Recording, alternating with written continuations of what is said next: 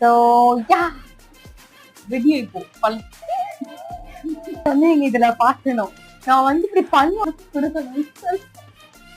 பிரியாவோட video போலாம். இதை நிறைய போடுற பழக்கம் இல்லை, இப்ப கூட இல்ல.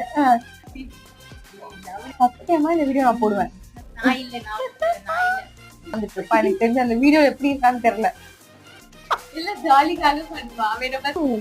இது வந்து ஆக்சுவலி டிக்டாக் கிடையாது, கிடையாது.